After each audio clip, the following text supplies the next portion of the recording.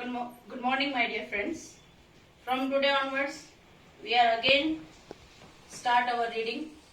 I have to take Unit 3, Read 1, Manage Your Stress. As usual, you all know that before I start any chapter, I am giving you a thought. And today our thought is Time and Tide waits for none. Time એટલે સમય, Tide એટલે મોજાઓ. સમય અને સમુદ્રમાં ઉડતી મોજાઓ જે છે weights four none, એ કોઈની રાહ જોતી નથી. ટૂંકમાં સમયસર આપણે જો કામ કરી લઈએ તો સારું, કારણ કે સમય જે છે એ એની ગતિએ કામ કરતો હોય છે, એ કોઈ માટે રોકાતો નથી. એટલે આપણી પાસે જ્યારે ટાઈમ હોય ત્યારે આપણે ભણીએ, ચોક્કસ આપણું કાર્ય કરતા રહીએ. સો from now I am taking our read. So I am starting reading from our text. You can see the text on your screen. Our chapter is Manage Your Stress. કે તમારામાં જે તણાવ છે એને તમે મેનેજ કરતા શીખો, એનું પ્રબંધન કરતા શીખો, એનું પ્રબંધન કરતા શીખો. નીચેની લીટીમાં લખ્યું છે સ્ટ્રેન્થનિંગ મેન્ટલ ફ્લેક્સિબિલિટી. સ્ટ્રેન્થનિંગ એટલે શક્તિશાળી કરવું, મેન્ટલ એટલે માનસિક, અને ફ્લેક્સિબિલિટી એટલે આપણામાં જે લચીલુપણ હોય છે, ટૂંકમાં કોઈ વસ્તુને મોડિફાય કરવું, ફેરફાર કરવું. આપણી જે શક્તિ છે એને આપણે સુધારીએ, જેનાથી આપણને જે સ્ટ્રેસ છે એને આપણે મેનેજ કરી શકીએ. હવે હું ચેપ્ટર શરૂઆત કરું છું. Mind, emotions and body are all closely interlinked and always work together. તમે તમારી સ્ક્રીન ઉપર જોશો, મેં ત્રણેય વસ્તુ એક સાથે એક બાજુ લખી છે, માઇન્ડ, ઇમોશન્સ, બોડી, અને સામે લખ્યું ઇન્ટરલિંક્ડ. એટલે તમારું મન, તમારી લાગણીઓ અને તમારું શરીર એ એકબીજા સાથે ઇન્ટરલિંક્ડ છે, ટૂંકમાં પૂરી રીતે જોડાયેલો છે. માઇન્ડ, એના ઉપર ઇમોશન્સની ખૂબ જ અસર પડે છે, અને ઇમોશન્સની અસર માઇન્ડ ઉપર થતા માઇન્ડમાં જે પણ થાય એની અસર આપણા શરીર ઉપર થાય છે. હવે આપણે જે ભણ્યું કે આપણે જે બોડી છે એના ઉપર મનની અસર થાય છે, અને મન ઉપર આપણી લાગણીઓની અસર થાય છે. શું કામ? કારણ કે ઇન્ટરલિંક છે, closely they are related to each other. મનની જે સ્થિતિ છે એના ઉપર લાગણીનો અસર થતા સીધે સીધું આપણી બોડી ઉપર એનું અસર થતું હોય છે, કારણ કે એ ત્રણેય વસ્તુઓ એક સાથે કામ કરતી હોય છે. It helps you distinguish them more clearly if you try to understand them separately. એને તમે વધારે સ્પષ્ટ રીતે તો સમજી શકશો જો એને અલગ કરીને જો તમે એને સમજવાની કોશિશ કરો છો. એ કહે છે it helps you distinguish them. distinguish એટલે બે વચ્ચે ફેરફાર જોવું, more clearly સ્પષ્ટપણે. ક્યારે આપણે એ ત્રણેયને ફેરફાર રીતે જોઈ શકીએ? જ્યારે આપણે ત્રણેયને અલગ અલગ રીતે સમજીએ. If you try to understand them separately. Separately એટલે જુદી જુદી રીતે. ડિસ્ટિંગ્વિશ એટલે ડિફરન્સ, જુદું જુદું પાડવું, અલગ કરવું. Your mental capacities are your abilities to concentrate, to take in new information, to remember old and new information, and to be in a position to think logically. હવે આપણને સમજાવવા માંગે છે કે તમારી મેન્ટલ કેપેસિટી શું છે. મેન્ટલ કેપેસિટી એટલે માનસિક યોગ્યતા. એ કહે છે રાઇટર આપણને, your mental capacities are your abilities. એ એવી ક્ષમતાઓ છે, એવી યોગ્યતાઓ છે ટુ કન્સન્ટ્રેટ. કોઈ વિષય ઉપર તમે ચિંતન કરો, કન્સન્ટ્રેટ કરો. To take in new information. પછી માનસિક જે તમારી એબિલિટી છે એ તમારા મનમાં તમે કોઈ નવી ઇન્ફોર્મેશનને ગ્રહણ કરી શકો છો, તમે ચિંતન કરી શકો છો. Two remember old and new information. સાથે સાથે એ જ મનમાં પડી રહેલી જૂની અને નવી બંને પ્રકારની જાણકારીઓ, ઇન્ફોર્મેશનને તમે હંમેશ માટે યાદ રાખો. એ તમારી બધી માનસિક ક્ષમતાઓની અહીંયા વાત થઈ રહી છે. To remember old and new information and to be in a position to think logically. અને એની સાથે સાથે તમે તાર્કિક રીતે સમજી શકો, વિચારી શકો, એ બધું મેન્ટલ કેપેસિટી છે. તો આપણે અહીંયા ટૂંકમાં સમજીએ તો તમારી જે મેન્ટલ કેપેસિટીઝ છે, જે માઇન્ડ સાથે રિલેટેડ છે, તમારું બ્રેન કેવી પ્રકારે વર્ક કરે છે. તો એ એવી એબિલિટી છે જે તમને ચિંતન કરવા, નવી ઇન્ફોર્મેશન, જૂની ઇન્ફોર્મેશન એ બધી સાથે સમજવા, યાદ રાખવા હેલ્પ કરે છે. સાથે સાથે તમને લોજિકલી તાર્કિક રીતે ડિસિઝન લેવા, સમજવાની પણ એ તમને યોગ્યતા આપે છે. You need your mental capacity in order to study, to work, to impose a constructive and workable order on your life. હા, હવે તમે જો દીકરીઓ, તમને તમારી સ્ક્રીન ઉપર એક સેકન્ડ નંબર ઉપર જે એક પોઈન્ટ મેં લખ્યું છે એ દેખાશે. You need your mental capacity in order. એક તમને મેન્ટલ કેપેસિટીની જરૂર પડે છે. શેના માટે? તો સામે આપેલું છે ટુ સ્ટડી, ભણવા માટે, ટુ સ્ટડી, ભણવા માટે, ટુ વર્ક, કામ કરવા માટે, two impose a constructive life, તમારી એક કન્સ્ટ્રક્ટિવ લાઈફ બને એના માટે, and to make day to day rational decision, તમે દિવસે દિવસે લોજિકલ ડિસિઝન્સ લઈ શકો એના માટે એ કામ લાગે છે. તો આપણે શું સમજ્યા? એ કહે છે you need your mental capacity, તમારે એ માનસિક ક્ષમતાઓની જરૂર છે ઇન ઓર્ડર ટુ સ્ટડી, અધ્યયન કરવા માટે, ટુ વર્ક, કાર્ય કરવા માટે, ટુ ઇમ્પોઝ એટલે જબરદસ્તી કોઈ વસ્તુ જ્યારે તમારા પર લાદવામાં આવે છે એને ઇમ્પોઝ કહેવાય છે. આપણે કહીએ તો જબરન કોઈ વસ્તુ તમારા પર થોપી દેવામાં આવે છે. To impose a constructive and workable order on your life, તમે જીવનમાં ખૂબ એક કન્સ્ટ્રક્ટિવ કામ કરી શકો, રચનાત્મક અને workable order on your life, વ્યવસ્થિત તમે કાર્યશીલ જીવન જીવી શકો એ એક પ્રકારનું જીવન જીવવા માટે. અને છેલ્લે કહે છે to make rational day to day decisions, સાથે સાથે તમે દિવસે દિવસે તમે જે લાઈફમાં ડિસિઝન લો છો એ તર્કસંગત ડિસિઝન લેવામાં પણ તમારી મેન્ટલ કેપેસિટી તમને મદદરૂપ થાય છે.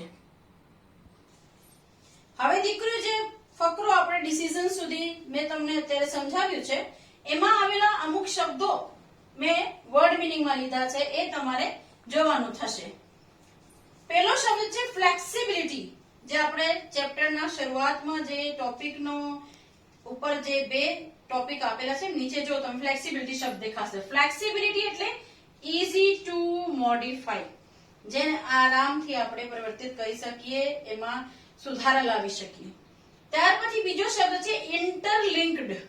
આપણે પહેલે જ લીટીમાં વાંચ્યું કે આપણી માઇન્ડ, ઇમોશન્સ અને બોડી પણ ત્રણેય વસ્તુ ઇન્ટરલિંક છે. ઇન્ટરલિંક એટલે ક્લોઝલી જોઈન્ડ, ખૂબ એક બીજા સાથે ક્લોઝલી એકદમ ચોટીને જોઈન્ટ છે. ટૂંકમાં એકની અસર બીજો પર, બીજાની ત્રીજો પર થાય છે. ત્યાર પછી શબ્દ છે કેપેસિટીઝ. કેપેસિટીઝ એટલે એબિલિટીઝ, જેને આપણે ક્ષમતા કે યોગ્યતા પણ કહી શકીએ છીએ. આપણી જે મેન્ટલ કેપેસિટી છે, માનસિક ક્ષમતા, માણસમાં રહેલી જે ક્ષમતા હોય છે, યોગ્યતા હોય છે, કાર્ય કરવાની એ જે રીત હોય છે એને આપણે કેપેસિટીઝ કહીએ. ત્યાર પછી છે એબિલિટીઝ, સ્કિલ્સ ઓર પોટેન્શિયલ, માણસમાં રહેલા કૌશલ્યો, આવડતો, એને આપણે એબિલિટીઝ, યોગ્યતા કહીએ છીએ. ત્યાર પછી શબ્દ આવ્યો છે ઇમ્પોઝ. એ કહે છે તમે ઇમ્પોઝ કરો છો. હમણાં મેં તમને ભણાવતી વખતે કીધું કે જબરન કોઈ વસ્તુ આપણે ઉપર લાદી દેવામાં આવે છે, ધરાડ આપણા ઉપર કોઈ વસ્તુ નાખવામાં આવે છે, એને કહેવાય એનફોર્સ. એનફોર્સ એટલે ફોર્સફુલી કોઈ વસ્તુ તમારા ઉપર મૂકી દેવામાં આવે છે કે you have to do it by hook or crook, એને એનફોર્સ કહેવાય. Then the last word is rational. Rational એટલે logical. Logical એટલે તર્કસંગત, જેમાં કોઈ તર્ક રહેલું હોય છે. So we had already read that we have to take decision, rational decision, logical decision from our mental capacities. હવે આપણે આગળ લઈએ તો એ કહે છે કે એક્ઝામ્પલ આપીએ. ફોર એક્ઝામ્પલ, એ કે હું તમને એક ઉદાહરણ આપું છું કે કઈ રીતે તમારી જે માનસિક ક્ષમતાઓ છે એ તમને તર્કસંગત ડિસિઝન લેવામાં મદદરૂપ થાય છે. એની અહીંયા આપણને રાઇટર એક એક્ઝામ્પલ આપતા કહે છે if you had the choice of walking to work or taking the car, કે તમને બે ચોઇસ આપવામાં આવે છે કે તમારે વોક કરતા જાઓ તમારા કામ ઉપર અથવા તો કાર દ્વારા. ધારો કે તમે ક્યાંય સર્વિસ કરી રહ્યા છો અને ત્યાં તમારે પહોંચવાનું છે અને તમારી પાસે ચોઇસ છે, either you can walk or either you can drive your car to reach the place. એ જગ્યા જવા માટે કાં તો કારમાં જાઓ કે વોકિંગમાં. ધ ફેક્ટ, અને સામે ફેક્ટ એટલે રિયાલિટી, હકીકત શું છે? that it was raining hard, કે બહારની પરિસ્થિતિ એવી છે કે ખૂબ જ જોરદાર વરસાદ આવી રહી છે.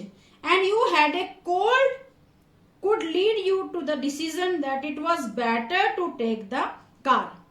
બહાર વાતાવરણ એવું છે કે પુષ્કળ વરસાદ વરસી રહ્યો છે અને તમારી સ્થિતિ કેવી છે કે you are suffering from cold, તમને શરદી થઈ ગઈ છે. તો અહીંયા શું થાય છે?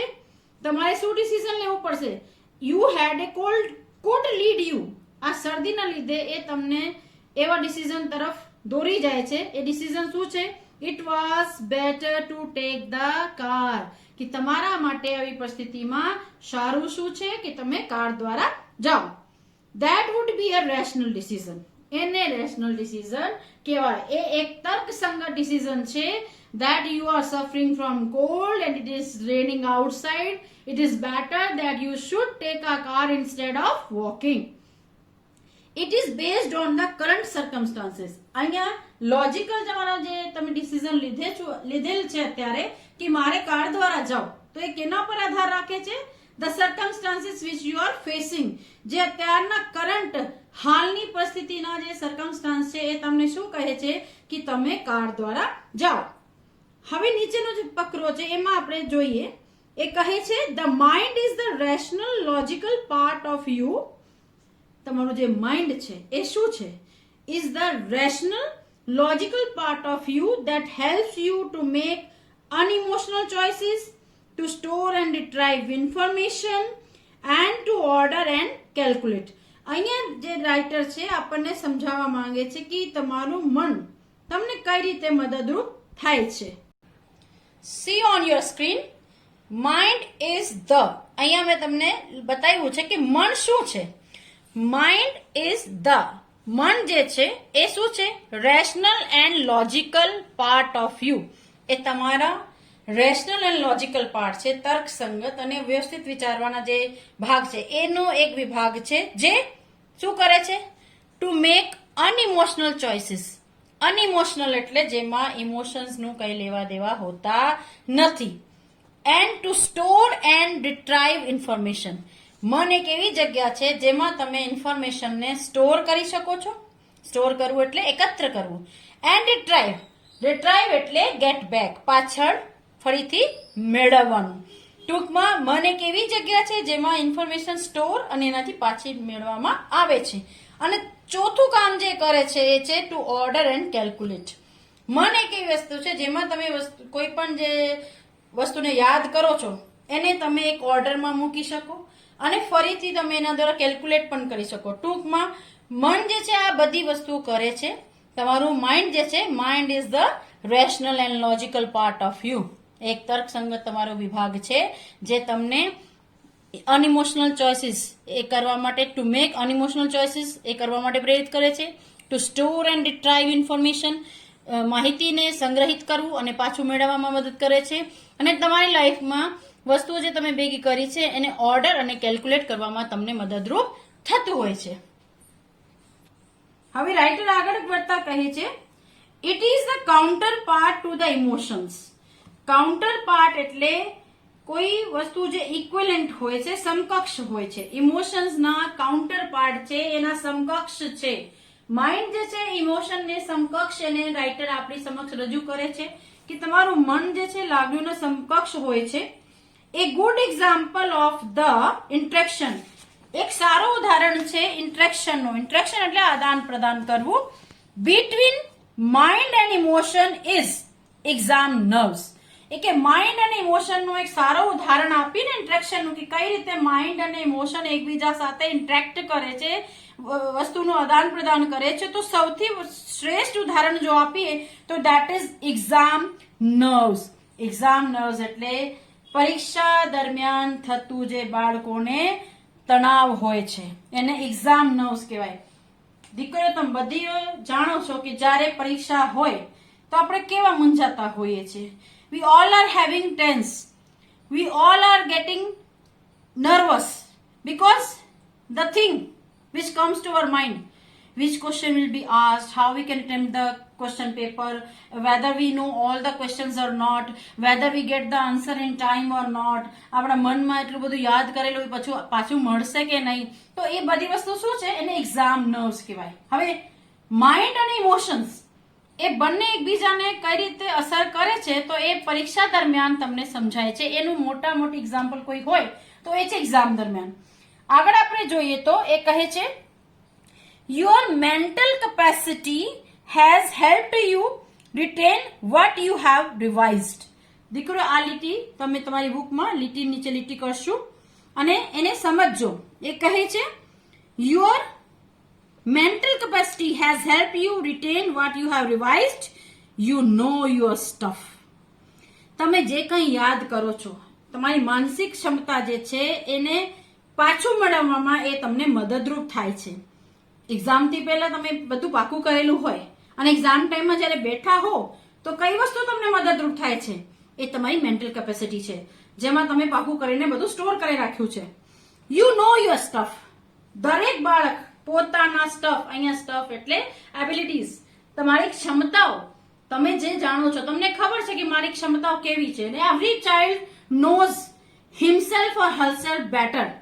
They know how capable they are. કેટલું તમને યાદ રહે છે.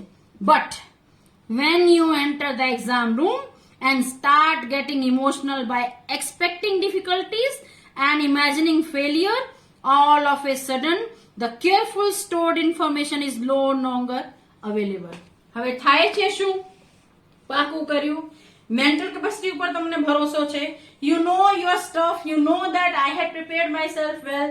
You know that I had know each and everything about the syllabus. But as soon as you put step in the examination center, all your emotions, they put burden on you. એ તમારા ઉપર એક એવો બોજ મૂકી દે છે કે તમે એટલા બધા ઇમોશનલ થઈ જાઓ છો.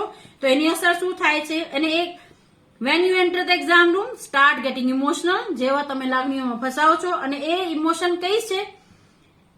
by expecting difficulties and imagining failure. Difficulties કે કેવા પ્રકારના પ્રશ્નો આવશે, એ બધું તમને તણાવ શરૂ થાય છે. અને સાથે સાથે ઇમેજિનિંગ ફેલિયર, કલ્પના જ કરી લો છો ફેલિયરની કે મને સક્સેસ નહીં મળે, મને પ્રશ્નનો જવાબ નહીં આવડે તો, હું ભૂલી જઈશ તો, આમ થશે તો. એ બધી ઇમોશન્સ જ્યારે તમારા પર હાવી થાય છે તો શું થાય છે? ઓલ ઓફ એ સડન, અચાનક જ the carefully stored information, તમે જે ઇન્ફોર્મેશન બહુ ધ્યાનથી કાળજીથી તમે તમારા અંદર સ્ટોર કરેલી છે, is no longer available. એ તમને સમય ઉપર મળી શકતી નથી. Your emotions have bared the way to your inner information store. કારણ શું છે? તમારી જે લાગણીઓ છે, have bared, bared એટલે એને એક બેન લગાડી દીધું છે, એક ઓબ્સ્ટેકલ બનીને આગળ આવી ગઈ છે. The way to your inner information store. તમે જે ઇન્ફોર્મેશનને અંદર સ્ટોર કરેલી છે એની સામે એ ઓબ્સ્ટેકલ બનીને ઇમોશન્સ તમારી આગળ આવી જાય છે. Do you find yourself reacting in any of the following ways? પછી તમને અમુક પ્રશ્ન કરશે અને પૂછશે કે તમે ક્યારે આવા સ્થિતિમાં પહોંચ્યા છો? So student, we had just read the paragraph. I am showing you the meanings which we had read in those lines. The first word is retrieve. એ કહે છે ને તમે જે ઇન્ફોર્મેશન લીધી છે એને રિટ્રાઈવ કરવાનું છે. રિટ્રાઈવ એટલે રીગેન ઓર ગેટ બેક. તમારા માઇન્ડમાં જે વસ્તુ તમે સ્ટોર કરી છે એને પાછું મેળવવાનું, એને વસ્તુને કહેવાય છે રિટ્રાઈવ. ફરીથી પાછી મેળવવી. Then counterpart. હમણાં જ આપણે જોયું કે માઇન્ડ ઇમોશન જે છે એ કાઉન્ટર પાર્ટ છે. કાઉન્ટર પાર્ટ એટલે ઇક્વેલન્ટ, સમકક્ષ, એકબીજા સાથે જે ઇક્વલ હોય છે. Then last word is retain. Retain એટલે remember. એ કહે છે ને એક્ઝામિનેશન હોલમાં તમે ગયા and you want to retain the information which you had stored. તમે જે ઇન્ફોર્મેશન સ્ટોર કરી છે એને રિટેન કરવા માંગો છો, રિમેમ્બર, યાદ કરવા માંગો છો. Then comes bad. BARRED. Bad એટલે become obstacle. એ જે તે સમયે એક બેરિયર બની જાય છે, એક ઓબ્સ્ટિકલ બની જાય છે, એક રૂકાવટ બની જાય છે. Let's read again.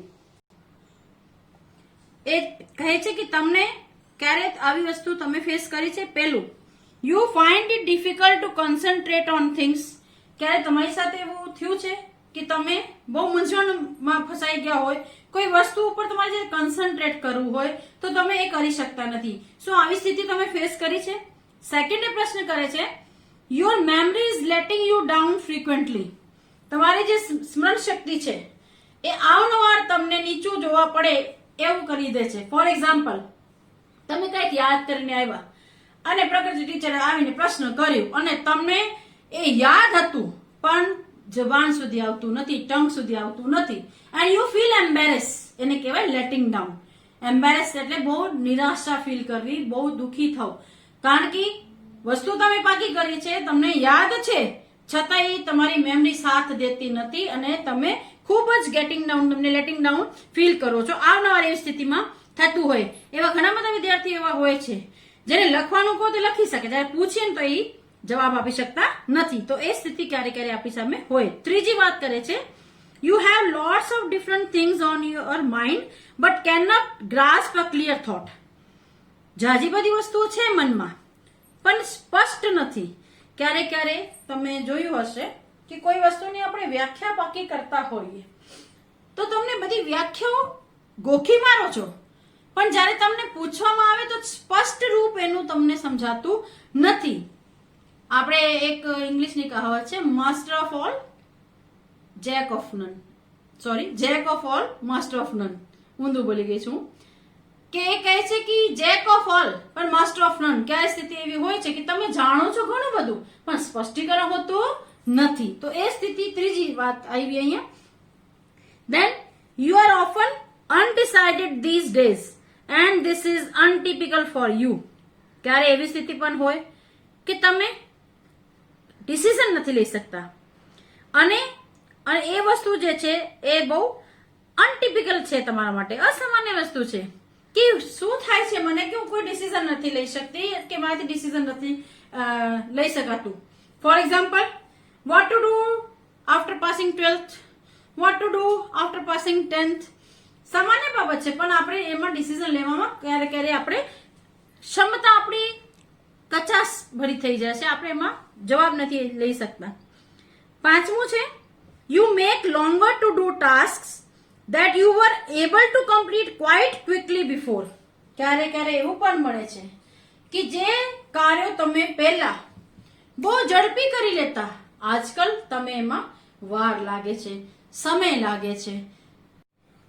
દીકરો, તમે જોયું હશે કે આપણે જનરલી એમ કહેતા હોઈએ કે ये काम तो मेरे बाएं हाथ का खेल है, કારણ કે આપણને એમ થાય કે I can easily get it, do it, it's very easy to do. પણ ક્યારે ક્યારે હવે કદાચ આવી સ્થિતિ બની હોય, you make longer to do task that you var able to complete quite quickly before. આજકાલ હવે એ સ્થિતિ બની શકે, ક્યારે તમે એવો અનુભવ કર્યો હશે કે જે કામ પહેલા બહુ ઝડપી થઈ જતું એમાં તમને હવે વાર લાગવા માંડી છે. લાસ્ટ પોઈન્ટ એ પૂછે છે, you start lots of things but don't finish any. એવું પણ બની શકે કદાચ તમારી સાથે કે તમે એક સાથે ઘણા બધા કાર્યો હાથમાં લીધા છે પણ એમાંથી એક પણ કાર્ય તમારાથી પૂર્ણ થતું નથી. તો ઉપરની અને 1, 2, 3, 4, 5, 6 સ્થિતિઓ અને રાઇટર તમને પૂછે છે કે ક્યારે તમે એવો અનુભવ કર્યો છે કે આ જુદી જુદી સ્થિતિ તમારી સાથે થઈ હોય? ઇફ યસ, એ કહેજો હા, then it gives a sign of mental stress present in you. તો એ નિર્દેશ કરે છે કે તમારા અંદર કોઈ પ્રકારનું એક માનસિક સ્ટ્રેસ, તણાવ એ છે, એના લીધે તમે આ બધી જે ઉપરની પરિસ્થિતિઓ છે એનાથી ઝઝૂમી રહ્યા છો. ટૂંકમાં તમારી માનસિક સ્થિતિ તણાવમાં છે એટલે તમે કાર્ય શરૂ કરો, પૂરા થતા નથી. પહેલા જે કાર્ય ઝડપી થઈ જતું હવે તમે કરી શકતા નથી, ડિસિઝન નથી લઈ શકતા, ક્લિયર થોટ નથી હોતું, તમારા મેમરીમાં હોય છતાંય મેમરી તમને લેટિંગ ડાઉન ની સ્થિતિમાં મૂકી દે છે, કોન્સન્ટ્રેટ નથી કરી શકતા. આ 6 સ્થિતિઓ શું દર્શાવે છે કે માણસમાં ક્યાંય માનસિક તણાવ આવી ગયું છે. The better you deal with stress, the less your mental capacity will be affected. આ લીટી જે હું હમણાં વાંચી અને સમજાવી રહી છું, દીકરો એને નીચે લીટી કરજો, ખૂબ જ ઇમ્પોર્ટન્ટ છે. એ કહે છે the better you deal with stress, જેટલા ઝડપી અને જેટલી સારી રીતે તમે સ્ટ્રેસ સાથે ડીલ કરતા શીખશો, the less your mental capacity will be affected.